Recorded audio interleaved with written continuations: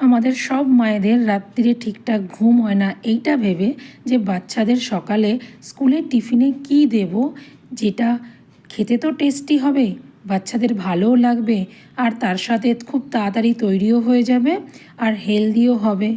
তো এরকম ভাবনা আমাদের সকল মায়েদেরই হয় কি, তাই তো?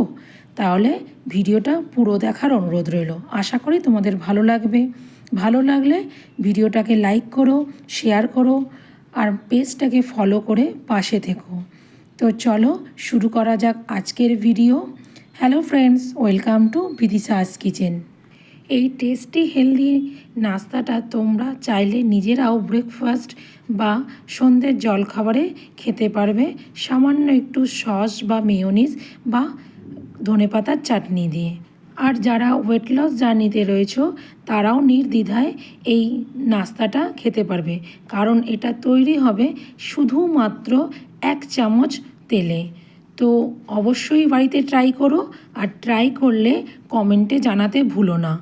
প্রথমেই একটা বড় বাটিতে কিছুটা গ্রেট করা কাঁচা আলু, সামান্য একটু পেঁয়াজ, ধনেপাতা কুচি, স্বাদ মতো গোলমরিচ গুঁড়ো, সামান্য একটু জিরে গুঁড়ো, সামান্য একটু ধনে গুঁড়ো, সাথে সামান্য একটু চিলি ফ্লেক্স আর কিছুটা চাট মশলা আর সামান্য একটু কাশ্মীরি লঙ্কার গুঁড়ো, সাথে বড় চামচের 3 চামচ বেসন আর 1 কাপ সুজি, সাথে স্বাদ মতো নুন আর হাফ কাপ দই দিয়ে ভালো করে মিক্স করে নিয়ে অল্প অল্প জল দিয়ে ভালো করে মিক্সড করে একটা গাঢ় ব্যাটার তৈরি করে নিতে হবে। তোমরা চাইলে পেঁয়াজ ছাড়াও এই ব্যাটারটা রেডি করতে পারবে। ব্যাটার রেডি হয়ে যাওয়ার পর ব্যাটারটাকে সাইডে রেখে দেবো 10 মিনিটের জন্যে।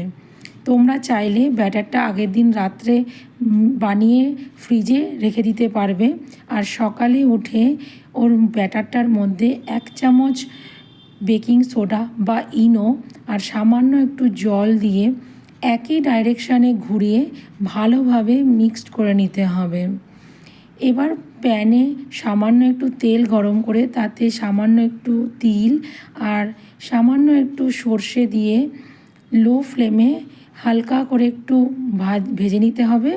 আর তারপর ব্যাটারটা দিয়ে হালকা হাতে স্প্রেড করে ঢাকা দিয়ে লো ফ্লেমে 2-3 মিনিট কুক করে দেখবে ওপরটা এরকম ড্রাই হয়ে গেছে।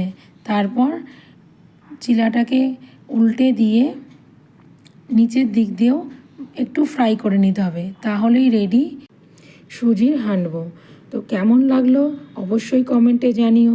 টাটা।